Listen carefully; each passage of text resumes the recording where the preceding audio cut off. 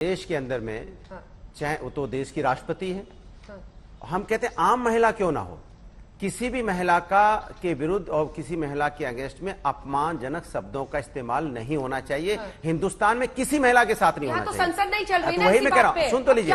तो मैं आपसे वही कह रहा हूं, किसी के खिलाफ इस तरह के शब्दों का इस्तेमाल नहीं होना चाहिए। लेकिन तकलीफ तब होती है जब भारतीय जनता पार्टी उसी शब्द को कम से कम कितनी बार रिपीट करती होगी। सोचो, मैंने कल भी सुना भारतीय जनता पार्टी के नेताओं को, भारतीय जनता पार्टी के प्रवक्ताओं को बार बार उस शब्द को रिपीट करते हुए। वो अगर कोई व्यक्ति ने गलती की है तो भाई भारतीय जनता पार्टी क्यों गलती करी बार बार उस शब्द को रिपीट करके? इतना बड़ा इतना घिनौना काम हुआ है, उसके बाद भारतीय जनता पार्टी घिनौना काम पे उतरी हुई है। भारतीय जनता पार्टी महिलाओं का कब सम्मान करती है? इतनी तेज तेज चिल्ला रहे हैं। आपको याद है दयाशंकर सिंह आपके एक मंत्री हैं उत्तर प्रदेश के अंदर में, क्या बोला था उसने एक संवैधानिक पद पर बैठी हुई महिला के लिए? क्यों आपने कैबिनेट मंत्री उसको बना रखा है? तो आप कम से कम महिलाओं की बात मत कीजिए। महिलाओं का चिरण होता है तो भारतीय जनता पार्टी के नेता बोलते तक नहीं है। महिलाओं की छोटी छोटी बच्चियों के साथ अन्याय जब हो रहा था, हाथरस की बेटी के साथ, तब भी ये नहीं बोले थे। ये कब दलित की बेटी की बात करते हैं? ये कब? और बार बार एक चीज लेके आते हैं, अनुसूचित जाति की राष्ट्रपति जी हैं, वो देश की राष्ट्रपति जी हैं। जाति से बार बार जोड़ के उनको आप ऐसा क्यों दिखाना चाहते हो? अनुसूचित जात, अनुसूचित जात। अरे वो देश की राष्ट्रपति, उनका सम्मान होना चाहिए, चाहे किसी जात की हो, चाहे किसी धर्म की हो। देश की राष्ट्रपति हैं, वो देश की राष्ट्रपति जी का सम्मान होना चाहिए। और ये बार बार बोल के अनुसूचित समाज से आती है, अनुसूचित समाज से आती है, इसके मतलब आप उनका भी बार बार, मुझे लगता है बोल बोल के ये राजनीतिकरण मत कीजिए। ये आप राजनीतिकरण कर रहे हैं बोल के, आप एक वोट बैंक की राजनीति करना चाहते हो। आप महिला सम्मान की बात कीजिए ना, कि महिला का अपमान हुआ है, महिला का सम्मान वापस होना चाहिए। और जो अधीर रंजन चौधरी जी ने किया वो गलत है, उसमें माफी मांगनी चाहिए। लेकिन आप ये बोल के अनुसूचित जाति से आती है, अनुसूचित, देखिए ये गलत शब्द है। एक बार शांतनु जी आपका रिएक्शन, टीएमसी का क्या स्टैंड है सर इस पे? शांतनु, देखिए मेरा कहना है, पार्लियामेंट जिस तरीके से अभी चल रहा है, पिछले 7-8 साल का रिकॉर्ड अगर आप देखेंगे, यहाँ पर बुलडोज करके 20 बिल पास करवाया जाता है। पहले 10 बिलों में से मुश्किल से 1 बिल ऑर्डिनेंस होता था, अभी 4 से 5 बिल ऑर्डिनेंस हो रहा है। पहले कम से कम 10 बिल में 6 से 8 बिल स्क्रूटिनी होता था, अभी मुश्किल से 1 से 2 बिल स्क्रूटिनी हो रहा है। पिछले 3 साल में 134 बिल पास करवाया गया, उसमें मुश्किल से 13% बिल को कमेटी में भेजा गया था। पिछले 7-8 साल में 267 नोटिस जो अपोजिशन का हक है, एक भी 267 में डिस्कशन नहीं हुआ। पिछले 3 साल में लोकसभा में कोई डिप्टी चेयरमैन नहीं है। और आदरणीय मुख्यमंत्री जी कभी भी राज्यसभा में आके कोई सवाल का जवाब नहीं देता है, उन्होंने कोई प्रेस कॉन्फ्रेंस करके कुछ बात नहीं बोलता है। तो ये पार्लियामेंट इस तरीके से चल रहा है।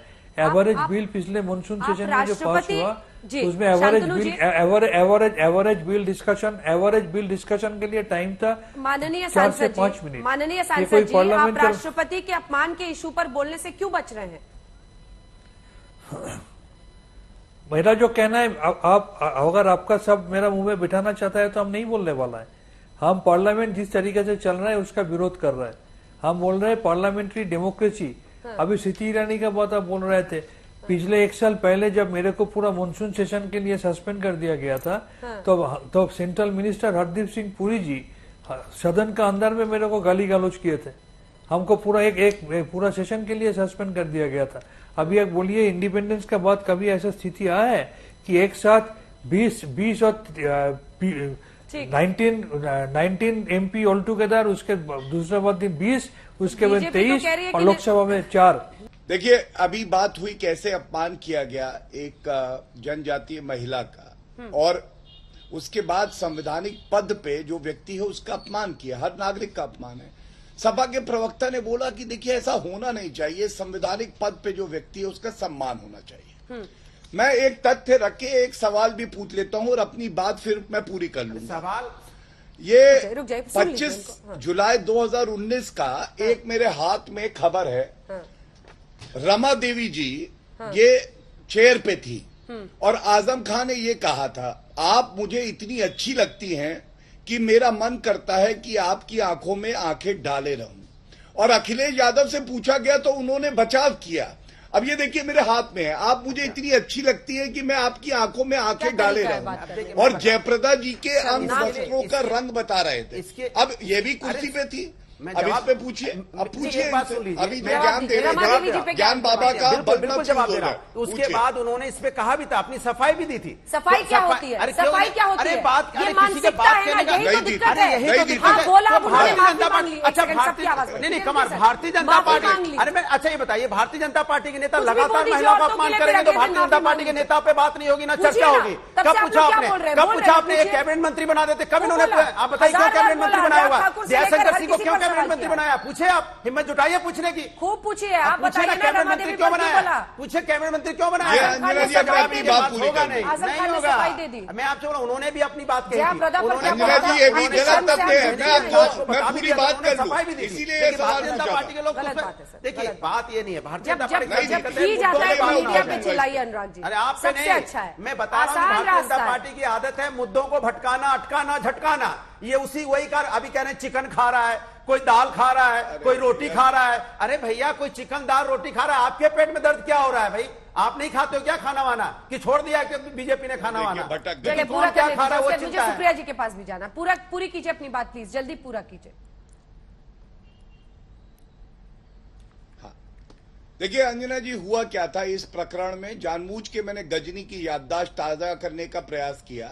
अखिलेश यादव जी भी आए, अखिलेश यादव जी से पूछा गया, आजम खान ने ये कहा है, लेकिन वो 5.5 मुख्यमंत्री में जो आधा मुख्यमंत्री था और सांसद 1/4 मुख्यमंत्री नहीं है, पार्टी का अध्यक्ष बोला जाता है, लेकिन उसकी हिम्मत नहीं पड़ी, मुख्यमंत्री यही नहीं, इतनी हिम्मत नहीं पड़ी है कौन? अरे वो इस्तीफा यहाँ पे दिल्ली भेजा जाता है, तो वहाँ के मंत्री इस्तीफा दिल्ली भेजते हैं, उन्हें पता ही नहीं मुख्यमंत्री। अरे इस्तीफा किसने भेजा? उत्तर प्रदेश में है कि नहीं ये बता दें। तो बीच में बोलेंगे तो अच्छा नहीं है जी, पूरी बिल्कुल अच्छा नहीं है। मुख्यमंत्री तो मैं बता रहा हूँ उत्तर प्रदेश में मुख्यमंत्री नहीं है, पैसे ही अटक जाएगी। अभी तो 8 साल से आप लोग, अब 6 साल से शासन में है गौरव जी। हाँ, कब तक समाजवादी पार्टी शासन को याद दिलाएगा? पूरी कीजिए। उसके अलावा कोई काम ही? रुक जाइए प्लीज प्रभु, रुक जाइए। अरे रुक तो जाए, लेकिन वो 5.5 बता रहे थे, मैं कह रहा तो इनके पास एक भी नहीं है जी। चिट्ठी यहाँ दिल्ली लिखनी पड़ती है अपनी इस्तीफे की। ठीक है, उस पर अलग एक दिन बैठ के बहस कर लेंगे। जी भर का उतार लीजिएगा जल्दी से, गौरव जी पूरी कीजिए। धन्यवाद अंजना जी। ये मुद्दा क्यों उठाया? 8 साल से हमारी सरकार केंद्र में है, 5 साल से उत्तर प्रदेश में है, इस पे चर्चा नहीं हो रही। उत्तर प्रदेश के चुनाव नहीं है, लोकसभा के चुनाव नहीं है, बात है संवैधानिक पदों पे जो व्यक्ति बैठा होता है उसका आदर कैसे किया जाता है। समाजवादी पार्टी के प्रवक्ता ज्ञान बांट रहे थे, तो मैंने पूछा, आजम खान ने जब इस तरह की अभद्र टिप्पणी करी तो अखिलेश यादव हिम्मत क्यों नहीं जुटा पाए कि वो आजम खान का कान पकड़ के कहते ये गलत है, और जो कुर्सी पे बैठी है संसद की तौहीन है। रिपीट नहीं कर रहा हूँ, और अखिलेश यादव ने कभी भी आपत्ति दर्ज नहीं करी। सुप्रिया जी, इनका तो ऐसा है कि बुंदेलखंड का उद्घाटन करते हो। मैं एक बात और बोल दूं, अगर आप समझ देंगी तो बोल दूं। जल्दी से पूरी कीजिए, इसीलिए तो आपको बोल रही है, लेकिन आप रिपीट कर रहे हैं। जल्दी से अगली लाइन बोले आप।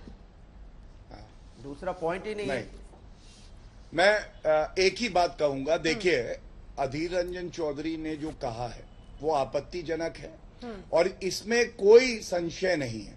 सोनिया गांधी अध्यक्ष हैं उस पार्टी की, उन्हें चाहिए कि अधीर रंजन चौधरी से कहें संसद के पटल में माफी मांगे, वो दिखाएं कि कांग्रेस पार्टी की आस्था संविधान में है और महिला के लिए उनके मन में सम्मान है, जनजातीय सदस्यों के लिए उनके मन में सम्मान है।